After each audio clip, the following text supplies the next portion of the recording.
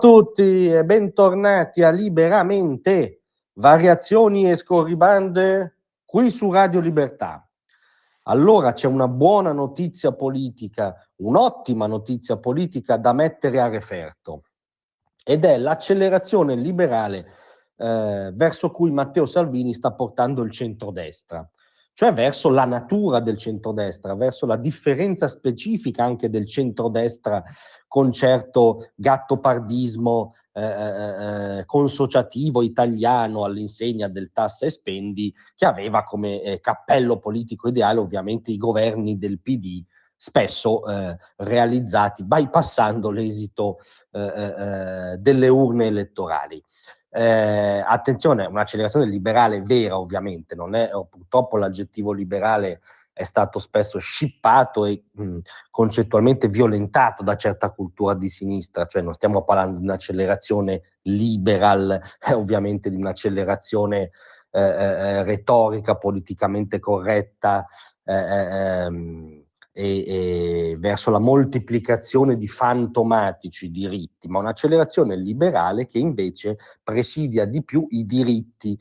naturali degli individui, delle persone, delle famiglie, delle aziende. Questa accelerazione si è vista in due tranche in questo weekend. Anzitutto il ritrovo di Madrid, quello che i giornaloni hanno dipinto come una sorta di birreria tedesca degli anni 30, no? Questi estremisti bavosi, pericolosi, le truppe della tecnodestra, perché ora c'è questo termine che ha provvisoriamente scalzato il fascismo nel copia e incolla dei giornali mainstream. Ebbene, qual è la parola d'ordine che ha risuonato a Madrid e che soprattutto ha fatto risuonare Matteo Salvini? Meno Europa, più libertà.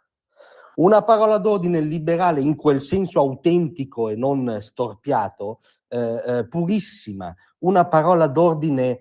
thatcheriana, come abbiamo già detto a Radio Libertà. Cosa vuol dire meno Europa, più libertà?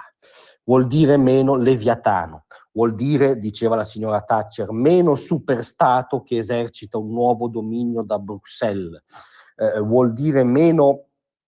burocrazia compulsiva che regolamenta qualunque aspetto ipersecondario delle nostre vite e delle nostre attività economiche in primis, vuol dire più spazio agli stati-nazioni, che poi sono le storie dei popoli e le identità culturali plurali che fanno la ricchezza dell'Europa. Matteo Salvini ha detto sono gli stati che legittimano l'Unione Europea, non viceversa. La piramide parte dagli stati, anche perché negli stati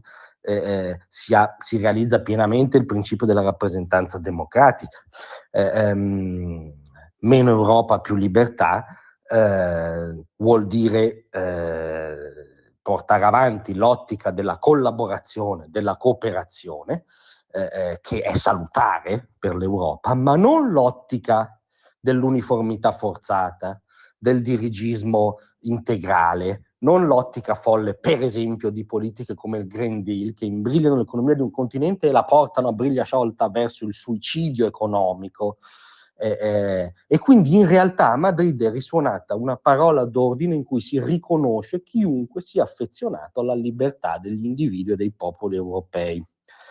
E poi a ruota la seconda puntata di questa accelerazione l'abbiamo vista in patria, con la sacrosanta battaglia per la rottamazione delle cartelle esattoriali, per la pace fiscale. Ci sono oltre 10 milioni di italiani, un sesto, cioè non una elite di super evasori, 10 milioni di italiani che hanno cartelle esattoriali che gravano sulle loro vite, sulle loro aziende, sulle loro possibilità di migliorare le proprie condizioni in modo irreversibile. E sono piccoli imprenditori, artigiani, commercianti, autonomi, sono spesso quel vasto mondo del lavoro contemporaneo che non rientra nelle vecchie tutele, nei vecchi privilegi, che sono l'unica cosa per inciso che interessano ai sindacati alla Landini, ma sono i veri esposti di oggi,